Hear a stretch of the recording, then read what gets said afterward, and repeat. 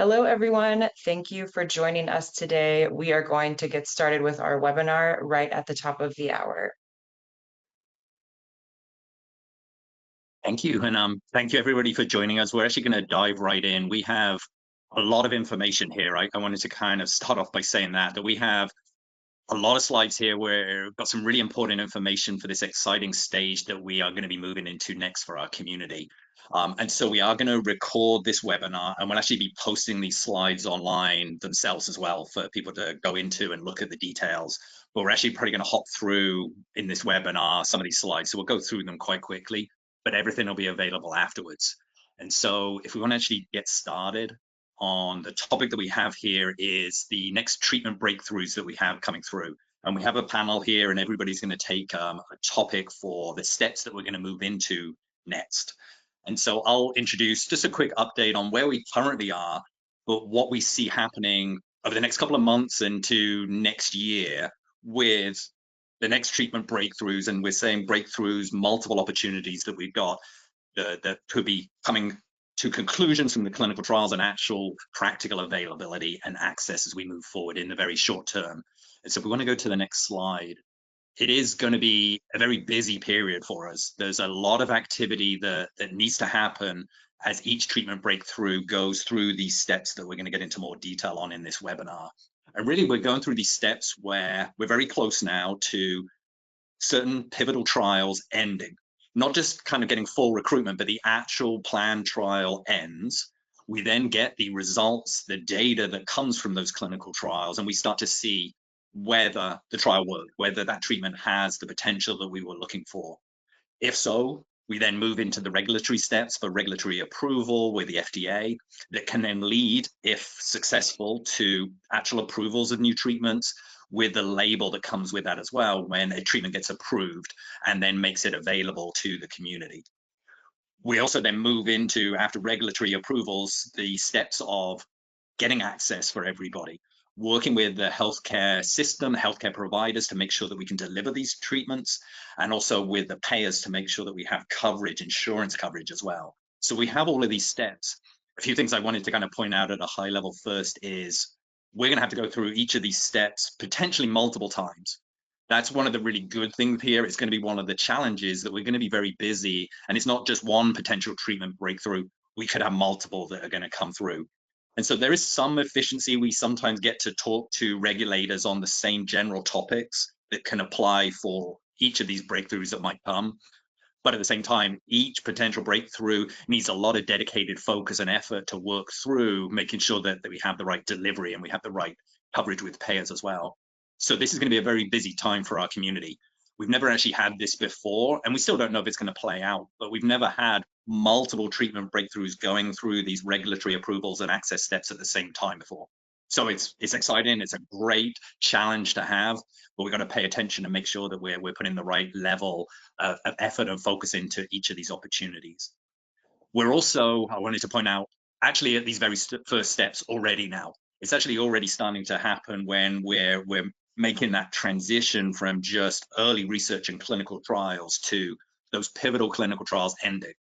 And we are going to start to see the regulatory filings happening, the data and the results from those pivotal clinical trials coming out over the next couple of months. We're already there, and that's already happening. An additional item at a high level to point out is we don't know whether any of these opportunities, which ones in particular, are going to be successful. That's why you have to do these pivotal clinical trials to really get the information you need to prove whether these treatments are really safe and effective. We don't know that. Even if we've seen positive early results, positive early clinical trials, until you complete that final pivotal trial, you never know for sure. And so some programs may fail. It's not unheard of. It's not actually that unusual for programs to fail, even in that final clinical trial stage. So we're going to have to watch. There's no guarantees yet. And again, it's going to be a lot of work as each one of these hopefully moves through these steps. We've got to focus on each of them. And we've also got to try and prepare the later steps as best we can. We kind of focus on regulatory up front. That's the first thing that happens. But if we can prepare payers and healthcare professionals in advance, that's good as well. So we'll try and do that as best we can. If we go to the next slide, this summarizes the overall treatment pipeline. And What we're focused on now is this next batch of potential treatment breakthroughs coming after the 3 that we have approved in blue at the top. And you'll already see there that one of these has actually already gone to that regulatory step, what's called that NDA BLA, going to the regulators, starting that process with the FDA to look for approval. One has already happened. And then we've got another batch of, I think it's 5 programs that could be reaching those next stages of finishing that pivotal trial that they're in right now. We'll see the results. And if positive, if it's the results that we're looking for, then move into those regulatory steps. So this is what we're saying is we're already here, and this now is going to happen going through those steps over the next couple of months and into next year as well. If we go to the next slide, we wanted to show what we've done over the last 7 years or so from the very first approval that we had in SMA back at the end of 2016, the start of 2017, and how we built up from that first approval that changed SMA when we didn't have anything at all to having a treatment approved and then multiple treatments over time, the genetic disease modifying treatments. And we built up now to about 70% of everybody in the US that's on at least one of these treatments. It has taken us a long time. That's something to bear in mind when we look at these next approvals and treatment breakthroughs. It isn't 1 month and we're done, one day to the next, and suddenly we've got access and the treatments are available. It can take quite a long time and a lot of effort after approval to make sure that we get access. The other item to kind of point out from this slide is we're not really even done from these first steps, the first treatments. We still have, we think, about 30% of everybody in the US who's not yet on a treatment. So there's more work still for us to do there, even as we get ready for this next wave that's going to be coming as well. If we go to the next slide. Focusing there on, we've had these breakthroughs. We've had a lot of really good progress, positive changes that we've started to see over these last 7 years with our first treatments that we've had get approved and get available to the community, are really powerful disease-modifying genetic treatments. And we've rolled those out. It's taken quite a bit of time to build up with payers and the HCP infrastructure to make sure those are available. And now we're getting ready for this next wave to come. But what we're focused on, even though we've made great progress, is still about 30%. A third of our community is not yet on a treatment for various reasons. But also the key theme that I think you're going to hear throughout this presentation and what's going to roll out, we still have really big unmet needs in the community, especially for older individuals, adults, people who were diagnosed many years ago symptomatically, didn't get on treatment right away. And we're seeing benefit, but we still have big unmet needs.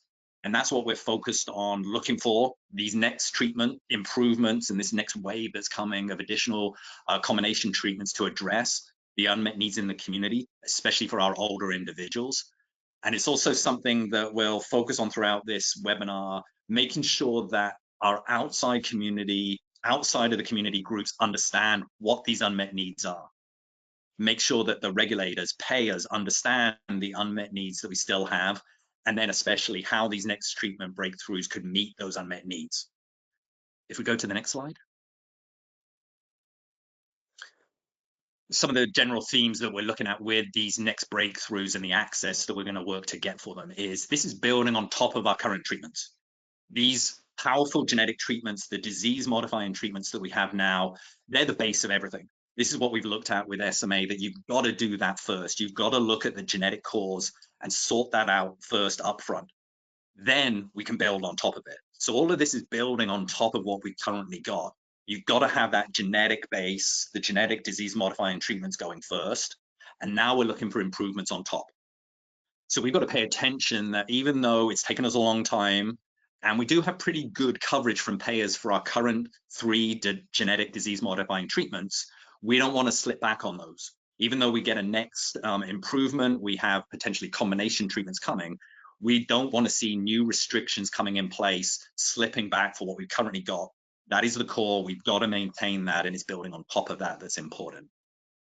What we are looking at primarily is improvements to the current treatments that we've got. There's various programs on those drug pipelines which are about improving the current treatments, make them more powerful, make them more accessible to different groups in the community. That's one area that we're looking at. but we're also looking now at the real combination approach. So this is, and we're trying to point this out as well, it's not really just a combination of disease-modifying treatments, two of the disease-modifying treatments that work in very similar ways, but true combinations of two treatments that work in different ways, different parts of the body. And especially here, this next wave is base of the genetic treatment plus a symptomatic muscle therapy potentially on top. And we've got to work through, if we're successful and we get the right trial results, positive trial results, what happens, what do we need to do as a community to support that clinical trial data to get access? And in particular, we've always focused in our community on blending patient data, show what the impact is with data, how many people are potentially impacted with an unmet need, with the patient voice. Stories make the data real for regulators, for payers to show what an unmet need means to somebody in their daily life right now, and what the value would be if a treatment helped with that unmet need in somebody's daily life, the benefit, the value that that would provide. If we go to the next slide. I'll just mention this a little bit. I did have it earlier on about a potential step that comes in after you start winding up a clinical trial and going for regulatory processes before approval, potentially expanded access programs where something can kick in before you have the full label. Our approach with these particular programs in the past has been, they can be a nice to have. They can be a potential benefit to certain groups in the community, but we always look at this as the lowest priority activity step for us as a community compared to what we want to focus on and make sure that we're dedicating all of our resources to up front. So if this can happen afterwards with some extra resources and not take away from making sure that we do the regulatory steps correctly, making sure that we're preparing the payers, getting the HCP system ready for full approval. If this can happen without taking away from one of those, that can be good. But all of our focus is on those main steps. All of our focus as Cure SMA, as a community, has been making sure that we do those steps as well as possible, and even preparing for some of those later ones. That is the real goal of getting the best approval, best access possible for as many people in the community as possible, rather than one of these kind of potentially smaller expanded access programs. And we don't know if any of these are going to roll out. We've never really had many of those in the US that have happened even from the first approvals, because things have moved very quickly and very successfully from trial ending to getting really good access and approval. So we'll see how it happens, but just pointing out, it's a maybe for these, but it's not going to be our big priority focus compared to those other steps. And so with that, I'm going to turn over to Lisa, who is going to take a first topic here, which really, I think, drills into the two big areas that we're focused on. Definitely kind of the untreated need that we're still focused on, but especially the unmet need. What are the unmet needs that we still have in the community, we know about, that we're starting to communicate to regulators and beyond, of why we need these next treatment breakthroughs? Lisa, do you want to take it? Great, thank you. Hello, everyone. My name is Lisa Belter. I'm the VP of Research Data Analytics at Cure SMA. I'd like to share with all of you some of our data, and specifically on the unmet needs that we have collected and evaluated from the Cure SMA community. Next slide, please. But to begin with, let's start with setting the stage on the size of the SMA community. We estimate that there are about 9,400 individuals currently living with SMA in the US. And while we all know that this isn't a disease that just impacts children, as in fact, we estimate that the majority, at 60% of individuals currently living with SMA, are adults. As Kenneth previously has shown, we estimate that about 70% of all individuals affected with SMA have received at least one FDA-approved treatment.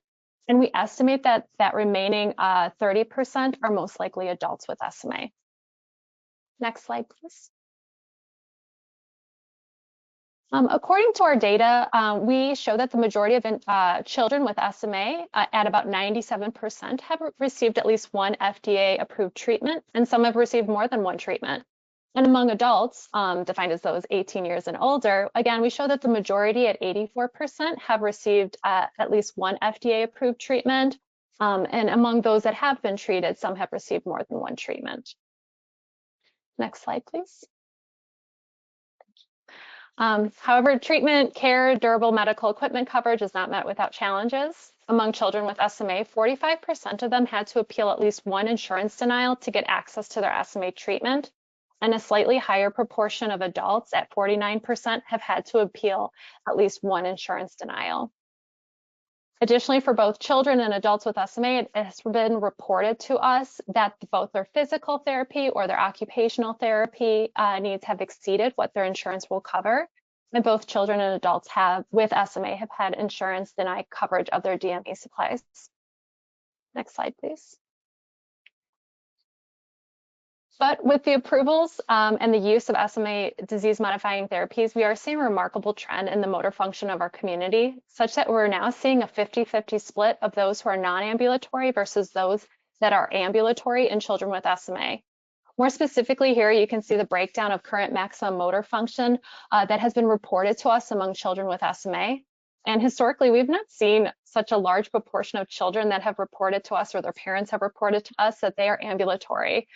Such that in the last annual community update survey, which is where this data comes from, you can see that 43.3% of children with SMA reported to us that they have the ability to walk alone at the time of the survey.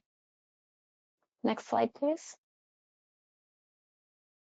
Switching gears here to adults, when looking at adults with SMA, our most recent data shows that 81.1% of adults currently living with SMA are non-ambulatory, and 18.9% are ambulatory. And similar to the previous slide, you can see the breakdown of their current maximum motor function at the time of our data collection. And at this time, you can see that the majority at 34.4% reported to us the ability to sit without support as their maximum current motor function. Next slide, please. And although we are seeing huge gains in motor milestones, unmet needs still exist. When asked among adults with SMA, what are their most significant unmet needs that they hope future therapies will address?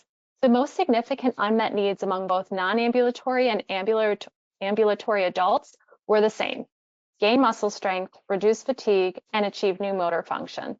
But as you can see here on the graph, there's also additional significant unmet needs that were reported among the adults, among ambulatory adults, such as stabilizing motor function, decreasing dependency on using assistive devices for mobility, and improving mental health and well-being. And next slide, please. And furthermore, with the same group of adults, we also asked what were their significant barriers, or in other words, challenges that they were faced related to the diagnosis, management, or treatment of their disease. And the most significant barriers among non-ambulatory adults were limited financial assistance or resources and social stigma or misconceptions about the disease. While for ambulatory adults, the most significant barrier was issues with insurance coverage or reimbursement for SMA treatments. And next slide, please. And lastly, when asked the same group of adults, what were their most significant facilitators, or in other words, what were the things that they found the most helpful related to the diagnosis and management of SMA? Among non-ambulatory adults, the most significant facilitators were support from a dedicated team of healthcare professionals specializing in SMA, followed by support in navigating insurance and support from a dedicated team of healthcare professionals specializing in SMA. Followed by, healthcare professionals specializing in SMA, followed by support in navigating insurance coverage and support and reimbursement for medications. And then among non-ambulatory adults, the most significant facilitators were support from a dedicated team of healthcare professionals specializing in SMA, followed by support in understanding and managing the challenges associated with SMA. And then next slide. So just to wrap this up, I just wanted to highlight just a few data trends that we have observed within our patient-reported data collection efforts here at Cure SMA, but this data plays a huge role outside of Cure SMA. During today's webinar, you'll learn about how the data is shared with the FDA to complement clinical trial data and ensure the patient voice is included in the drug approval process. You will also learn how the data is used to educate payers about SMA, the unmet needs of the SMA community, and access barriers and related challenges. And lastly, you'll learn about how patient-reported data is shared with healthcare providers to educate providers on the unmet needs and values of treatments to maximize care delivery. So with that, I'll turn it over to Jackie Glasscock, VP of Research. Thank you, Lisa. We can go ahead and go to the next slide. And so as Lisa just said, we do share the data collected through the community update survey, as well as other surveys and other avenues with FDA. And our goal here is really that they have firsthand patient voice, and that they use that when making decisions on drugs to approve. So they have a good handle on what the unmet needs are within the community and what people are looking for from future therapies. Next slide. And so before we get into some of the exciting updates on investigational drugs, I just want to remind you that testing new investigational drugs is a really lengthy process. And overall, only about 1 in 1,000 new drugs will make it to human testing in clinical trials. So it's really remarkable, all the drugs that we have in current clinical trials. And if you go to the next slide, you can see them all listed here in our drug pipeline. So of course we have those 3 FDA approved drugs at the top. They all work by increasing SMN protein. And then we have several investigational drugs in clinical trials and a bunch in phase 3 that we'll talk more about momentarily. But I also want to point out that there's exciting things even further down in the pipeline as well. And so we have a really robust drug pipeline here that we hope some of these investigational drugs will meet some of those unmet needs within the community. Next slide. And so at the end of phase 3, I just kind of want to give a little review of the regulatory process here. At the end of phase 3, a sponsor, so the drug company, may submit a new drug application, an NDA, or a biologics license application known as a BLA. And those are just different labels for different types of drugs, but they all go through a similar process of review and a similar timeline. And so what that application does is it asks the FDA to approve that drug or biologic, and the sponsor will submit all the animal and human data and the analysis of that data to date to FDA. At the point that that application is received, the FDA has 60 days to decide whether it will be reviewed. And then if the FDA does decide to review and formally files that application, a review team is assigned and a PDUFA date is set. The PDUFA date is part of the Prescription Drug User Act of 1992, which basically outlines a timeline of 10 months from that filing date until the FDA has to have a decision on whether or not to approve that particular investigational drug. Sometimes this FDA review process can be expedited through things like accelerated approval, fast track designation, breakthrough therapy designation, or priority review. And so those different designations can expedite that review process. And the final step in review is drug labeling. So the FDA looks at the data that was submitted and reviews that to determine the drug's label, or how the drug should be prescribed into what population. So we can go to the next slide. So we have multiple opportunities for new drugs, as you heard Kenneth mention, in coming up in 2025. So these are things like new combination treatments, so drugs that work by increasing SMN and drugs that work in other ways, and then improvements to our existing drugs as well. And so these will all be moving through the FDA regulatory and approval process, and then we'll roll out to patients around the world, and you'll hear more from others on the team about kind of how we're going to work to ensure the broadest access possible there. And so we have several coming up, and maybe put the potential for multiple new drugs kind of getting approved in a very tight time frame, whereas before we had, for the 3 existing approved drugs, they were just kind of one at a time and a slower rollout. So next slide. So I'm going to take a step back here and just kind of talk about how these drugs work to kind of set the foundation for talking about the novel drugs that may be coming soon. And so there's 2 kind of buckets we can put these therapeutic strategies into. The first one we call SMN dependent.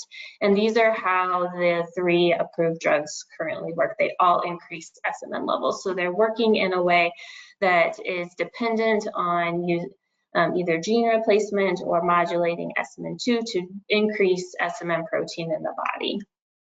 And we go to the next slide. You can see on the other hand, we have SMN independent drugs. So these are drugs that don't work by increasing SMN levels. They work through targeting other things. So things like neuroprotection or muscle enhancement, making the muscle stronger, better, those sorts of things. And then these drugs could potentially be used in combination with those SMN-dependent, SMN upregulating drugs to work synergistically together. So next slide. So now talking about some of these next treatment breakthroughs, we have the improvements to our existing treatments. So that's things like higher dose of Spinraza, which may increase the benefits of the drug and the longevity of the treatment effect. We have a new formulation of Evrysdi, which may allow for administration at home. It no longer needs to be refrigerated and easier travel. We have a different route of delivery for Zolgensma, which is intrathecal or IT, and that could potentially expand the availability of Zolgensma to people over the age of 2. And we have a new device to deliver Spinraza, which could make the Spinraza delivery easier to repeat. We also have this other category of brand new combination treatments that are focused on muscles. So that's an anti-myostatin combination to restore muscle strength and function, and then other anti-myostatin combinations from different companies as well, all aiming to kind of restore that muscle strength and function and to work in conjunction with those SMN upregulating therapies. So next slide. So now we'll dig into each of these a little bit more. We have the Genentech Roche tablet formulation of Evrysdi. Scholar Rock has apitegromab. Novartis has the intrathecal gene therapy or IT gene therapy. Biogen has higher dose Spinraza, and Biohaven has dapirograb alpha. So we'll go through each of these briefly. On the next slide, we have the tablet formulation of Evrysdi. So Evrysdi works by modulating the splicing of SMN2, which is what we sometimes call the backup gene in individuals with SMA. And it works by causing SMN2 to produce more fully functional SMN protein. Currently, Evrysdi is available as a liquid medication that's given daily by mouth or by G-tube. And so this new formulation would be a tablet formulation, which would eliminate the need for refrigeration and make it easier to travel with. And this is in the beginning stages of the regulatory approval process. On the next slide, we have Scholar Rock, who has apitegromab, which is an investigational fully human monoclonal antibody that inhibits myostatin by binding to it. And so myostatin is a negative regulator of muscle growth. So this is an inhibit the inhibitor type of situation where if you inhibit something that's inhibiting muscle growth, you can see that muscle might get larger. And so this was studied in Sapphire, which is an ongoing phase 3 clinical trial that's evaluating the safety and efficacy of apitegromab in non-ambulatory patients with SMA type 2 and 3 who are receiving an SMN upregulating therapy, in this case, either nusinersen or risdiplam. And the trial included patients ages 2 to 21 years of age. The next slide, we have a OAV101, which is an investigational gene therapy from Novartis. So this is delivered intrathecally. And there's 2 studies here investigating that. We have the STEER study, which is an ongoing phase 3 trial. It's looking at efficacy and safety and tolerability of OAV101 administered intrathecally in patients with SMA type 2 who are between 2 and 18 years of age who are able to sit but have never walked and have never received treatment for SMA.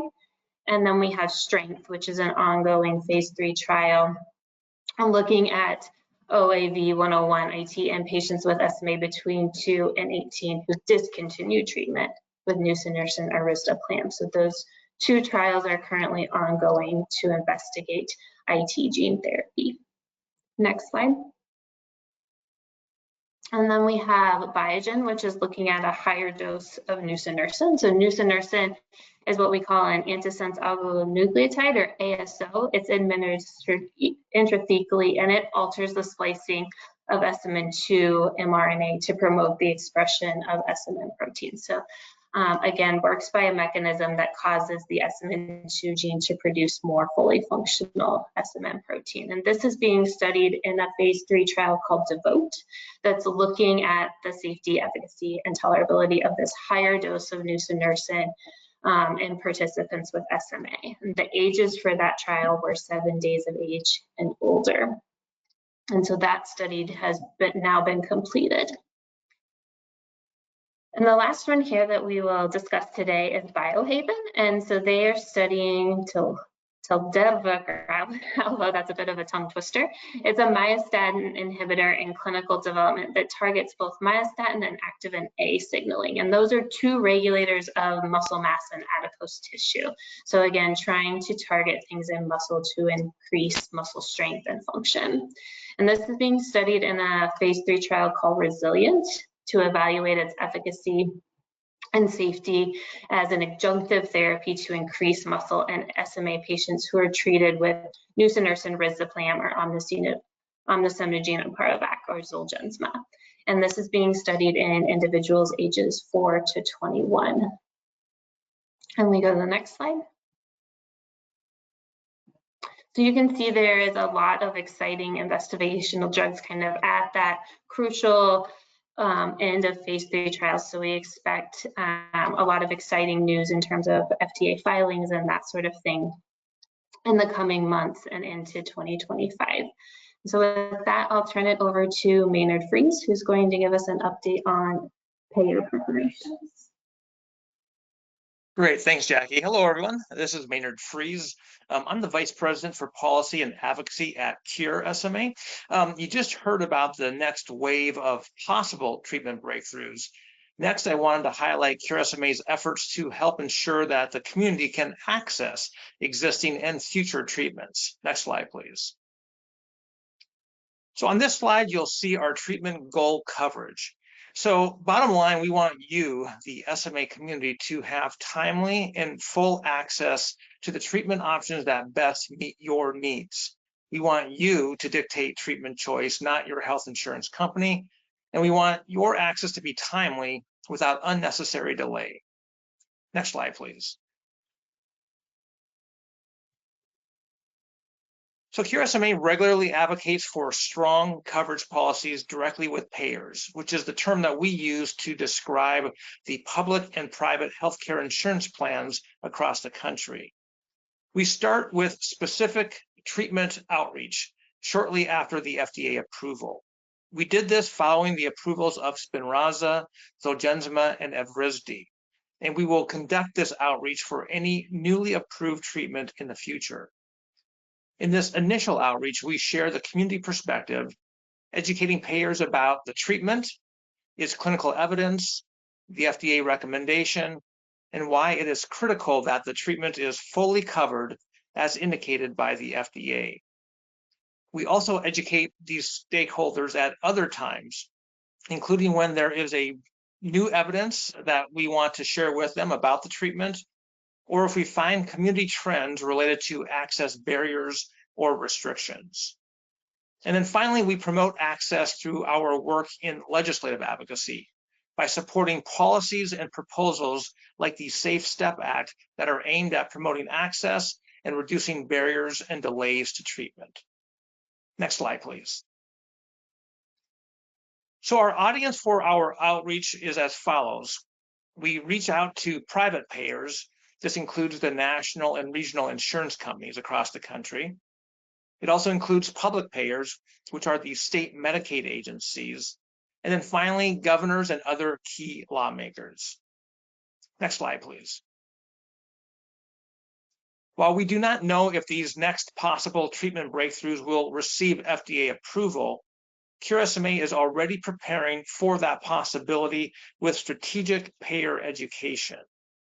Earlier this summer, in conjunction with the release of our latest State of SMA report, we updated all governors, Medicaid agencies, and regional and national private payers about the current state of SMA, the unmet needs, and the challenges that the community faces in accessing existing treatments.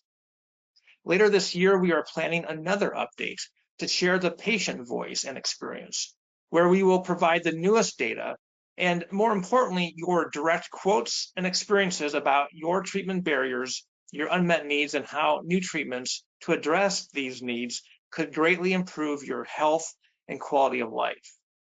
Later on in this webinar, you will learn more about how you can help with this effort by sharing that patient voice and patient information. Next, like we did with the other 3 treatments, we will conduct targeted outreach when and if these treatment breakthroughs are approved by the FDA. And then lastly, when these treatments are on the market, we monitor the payer landscape, tracking individual health insurance plans to see how and if they are covering the treatment as proposed by the FDA. Next slide, please. So our clinical care team has conducted this tracking and monitoring for the existing SMA treatments. This is an example of one of those trackers. So on the screen, you'll see 3 different colors. The green represents plans with good overall coverage where insurers are fully covering the treatment as proposed in the FDA label. The yellow coding means that the coverage is pretty strong, but may have some restrictions compared to what the FDA label proposed. And then finally, the red indicates that the plans either do not cover the treatment or they have significant access restrictions. So what do we do with this information? Well, when we see common barriers or restriction trends across many plans, Cure SMA conducts another round of education and outreach to educate and to advocate for better coverage. Of course, our payer education and outreach are informed by you, the SMA community, based on your feedback to surveys and your feedback in person and in other outreach to Cure SMA. You are a key partner, and we look forward to working with you to help ensure that these new treatment breakthroughs, when approved and if they are approved, have great access in the community. And with that, I will next pass it over to Mary Curry on our team. Mary? Thank you, Maynard. Good afternoon. My name is Mary Curry, and I serve as VP of Clinical Research and Care.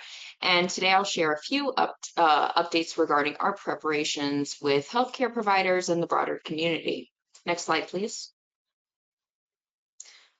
Now, again, patient data serves as the cornerstone for treatment development, approval, and delivery. The research conducted by Cure SMA, like our annual community update survey, helps us to understand shifts in prevalence, impact of treatments on patient outcomes and quality of life, and barriers to treatment access. We use this information to identify and publish on observed changes over time, both in manuscripts and reports such as the 2023 State of SMA that is shown here on screen. Now, while data provides the numbers, the patient voice brings those numbers to life. And the personal stories that you share help us to better illustrate our community's unmet needs and treatment goals. Next slide, please. Now, the data that we collect within Cure SMA via surveys and focus group research is primarily funded and supported by the organization's collaborations, both the industry collaboration and real-world evidence collaboration. And when we combine both the patient data and patient voice that is captured via these various approaches, it serves as a powerful advocacy tool. The data that we collect is being used not only to educate FDA and payers, but we're also publishing and sharing this information with healthcare providers to drive improvements with treatment delivery. Next slide, please. For instance, we recognize from our research that community members, especially adults, frequently encounter challenges when attempting to access treatment sites and providers familiar with SMA in local communities. To help bridge that gap, we created the Find a Treatment Center tool on the Cure SMA website. The easy-to-use search tool can be used to identify and access centers and practices that offer SMA treatments based off of your family's and your individual needs and preferences. And there are currently 293 sites that are listed. However, we fully appreciate that additional sites and training may be required to address any capacity challenges that may serve as a potential barrier to treatment delivery, especially as additional treatments are approved. So as we prepare for the next wave, we are actively working to identify and invite additional centers and private practices to opt in for inclusion. And we are encouraging providers to also maintain their sites so we can ensure that the most up-to-date information is available. And we will also conduct additional outreach to providers in an effort to update this tool to reflect new treatments post-approval. Next slide, please. To support treatment decision-making, we also provide on-demand information regarding approved therapies on our website. Information on delivery, safety, clinical trial results, and payer coverage may be found on the treatment-specific pages that are accessible via the link that's shown on screen. And we will continue to update this content as future treatments are approved. Next slide, please. Now, through our research, we're also tracking and identifying barriers to treatment access, including payer coverage, and using this data to drive the development of resources for our community. The figure that's shown on screen presents findings from our annual community update survey. And amongst respondents, 55% of treated individuals have previously received an insurance denial for SMA treatment. However, after submitting an appeal, 74% received approval for the drug. And similar outcomes are seen both with children and adults. Next slide, please. So to help both adults and caregivers navigate these insurance barriers, Cure SMA has developed the Health Insurance Roadmap. This Care Series booklet is available in multiple languages on our website, and it describes types of coverage, common insurance-related questions, and also provides guidance on how to talk to insurers about treatment. Print copies are available and can also be requested by providers for distribution within clinic. Next slide, please. And also to further address our community's identified needs, our new insurance resources page offers a series of resources that were developed in partnership with our Medical Advisory Council. These include a letter of medical necessity checklist and insurance appeals checklist to support providers and patient engagements with payers. And for those that are seeking local support, state resource guides are also available upon request via our website. Next slide. We'll go ahead and skip one more. Thank you. Now, there are a few areas where we are encouraging community participation, to further support preparation for the next wave. This week, the Cure SMA Industry Collaboration launched the 2024 Access to SMA Treatment and Care Survey. And this tool was designed to further capture patient data and patient voice on unmet needs, community access to SMA treatment, and the impact of insurance denials and appeals. Now, adults and caregivers should have received a link to the survey, but you can also access it via the QR code that is shown here on screen. Parents, towards the end of the survey, we also provide information on how your team can participate. A short version of the tool is available to capture their perspective. And we're also in the process of translating this survey in Spanish, and we'll notify community members once available. Again, this is a great opportunity to share your voice. The data captured will be shared with FDA payers and providers and support future resource development. Next slide. Also, healthcare providers, we are very much encouraging you to add or update your treatment location listing on the Cure SMA Find a Treatment Center website. To do so is very straightforward. We ask that you please complete the Cure SMA treatment site listing survey that is also available via the QR code shown on screen. Next slide. And I'll just step in here before we move to some questions that came in. Really just kind of hopefully reiterating here what Mary was saying, which is this is kind of a chance. This is where we need the community to be engaged, sharing your voice. We use that a lot. We take the anecdotes, the patient voice that we get from you, that you share, and push that out to regulators and payers. And also with hospitals, doctors, healthcare providers, getting involved so that if we get the approvals and they're covered, we're able to deliver them to patients as well.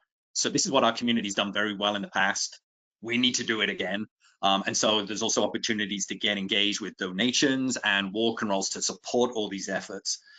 And it is going to be an all hands on deck. I think that's what we're seeing, that even if we just got one of these next treatment breakthroughs approved, that would be a lot of work.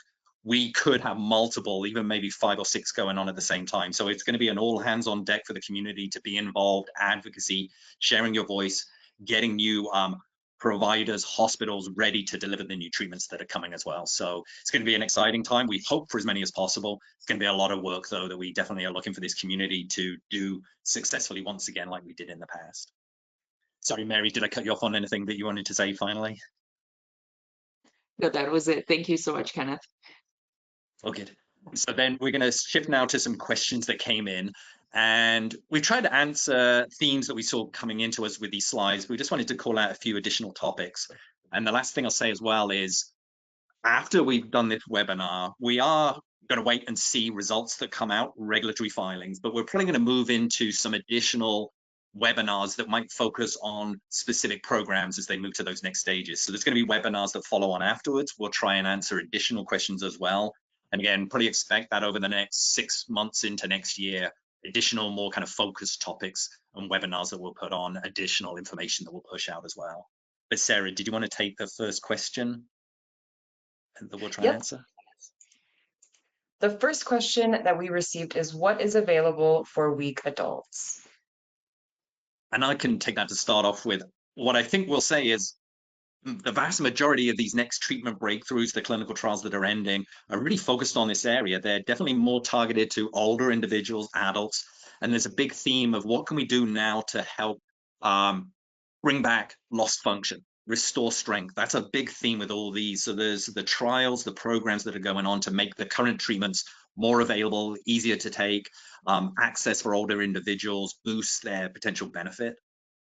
And then we've got that batch of the combination treatments, the muscle therapies. So it's all about there. If we've got the treatments that can stop the motor neuron damage, loss of further motor neurons, what do we do now to bring back strength? And that's the muscle therapies on top. So it's a lot of focus in this area, bringing back strength, lost function, and especially for our older adult community as well. Thank you. Our next question is, any updates about Spinraza increased dose amounts, specifically for youth, but also the increased dose amounts in general? Happy to take this question. So as we previously noted, the DEVOTE trial, which explored the safety and efficacy of high-dose nusinersen in individuals aged 7 days or older, has finalized enrollment and is nearing the completion. So we are waiting final results. So additional updates will be shared once those become available. Thank you, Mary. Our next question is, what about an update regarding gene therapy for older kids and adults? Yeah, I can take that one. And so that gene therapy for older kids and adults may be possible through the intrathecal trials. And so we saw those were STRENGTH and STEER, and those are now ongoing. And so we expect data to come out from those relatively soon. And so once we have that data from those, we'll be able to see more about safety and efficacy in older populations beyond what gene therapy or Zolgensma is currently approved for, which is up to age 2. Thank you, Jackie. Our next question is, do you have any information about the new Evrysdi? Sure, I can take that one too. And so I think what they're referring to by the new Evrysdi is the new formulation of Evrysdi. And so same drug, different formulation. And so what the difference is it now it's available as a liquid. It needs to be refrigerated. The new formulation would make it a tablet, so you can take it orally. It wouldn't need to be refrigerated and would ease things like traveling with it and that sort of thing. Thank you. Our next question is, I'm very interested in learning about the benefits of dual therapy and if any new treatments have shown the ability to restore muscle function. Yeah, I can take this one too. So you saw that we have a lot of trials looking at restoring muscle function, and a lot of those drugs are kind of at that pivotal phase 3 point where we might see regulatory filings soon. And so we do expect to see more of that trial data soon as well, until we will get a better idea of nailing down efficacy and the ability to restore motor function or muscle function when you couple those drugs with an SMN upregulating therapy. But the data that we do have so far looks positive, and that we do see improvements in muscle function. We do see a benefit to individuals taking those muscle drugs on top of the SMN upregulating therapies. And so we're really encouraged, and we're looking forward to more data from those phase 3 trials as they kind of wrap up and conclude. But I also want to let Lisa comment here on kind of what we're seeing in the real world and how we're collecting data that might support the use of muscle drugs on top of SMN upregulating drugs as well. Thank you, Jackie. Yes, we are collecting data directly from the community, both from the patient perspective and also the caregiver perspective through our annual community update survey that just wrapped up. And then Mary had also mentioned some opportunities that are currently available for all of you to share your voice and share your stories. And so we will continue to collect and analyze that data and then share that back out with the community when it's ready. Thank you both. Our next question is, how can we get more care centers and medical doctors to specialize in SMA so that access to treatments can be more readily available? To take this question. So as part of our preparation, again, we are working to identify additional centers that are either currently providing SMA treatment or looking to do so. Centers will be encouraged to opt in and include their site listings on the Find a Treatment website to support community access, especially as new therapies are approved. Thank you, Mary. And our final question, how quickly after FDA approval will the medicine become available to everyone? Thanks, Sarah. I can take this one. And so we saw that FDA has that 10-month review period from the acceptance of the NDA or BLA filing to making a decision. And after that, we are working, as Maynard said, with payers and such to try to ensure that the access is pretty quick after that. So once FDA approved, providers can begin prescribing the drug per the label that FDA decides. And then the next step would be payer approval or insurance approval. And so we are working, as Maynard said, to ensure that that is as quickly as possible following an FDA decision. Now, maybe just add one little item on that as well. That what we saw in the past was, the 7 years that we had on that earlier slide to get to 70% access in the community. It does take a long time. There's a lot of work that goes in. We are hoping that this next wave, we can build on that infrastructure and education that we've done in the past. We've done a lot of this work already to, get the payers to understand and get the healthcare system and hospitals and providers, prescribers going for this first stage. We hope that's going to help us in this next round. But at the same time, I think we're watching to see, do we need to do even more? Is there going to be a different argument to make sure that payers now will cover add-on therapies? That's different from before, where the disease was untreated. Now we're saying we need additional treatments on top. So that's going to be a bit of a different education, a different message to payers to make sure they cover these next kind of treatments and improvements. And with providers and hospitals, I think you saw on one of Mary's slides, we've done a lot there, and we're up to maybe, is it 300, Mary? Treating hospitals and physicians, and maybe got 3,000-4,000 HCPs. That might not be enough. That's a lot from where we were 7 years ago. But if we have multiple new therapies coming on with different delivery aspects to them, are we going to need more infrastructure and resources there as well? So that's a lot of work that we're going to have to focus on and make sure that we're ready for once we get that FDA approval to roll out access to these next improvements and next additional treatments as well.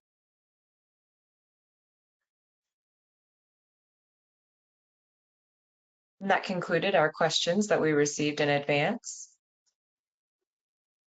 That's great. I think we're to say thank you to everybody for joining us. Again, we've got this recorded, but we will actually post the slides as well so that people can look at the details that we had there.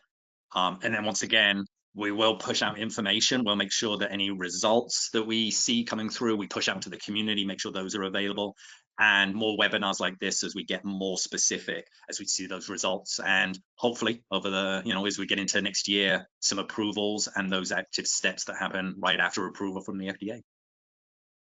So thank you. Thank you, everybody, for joining us.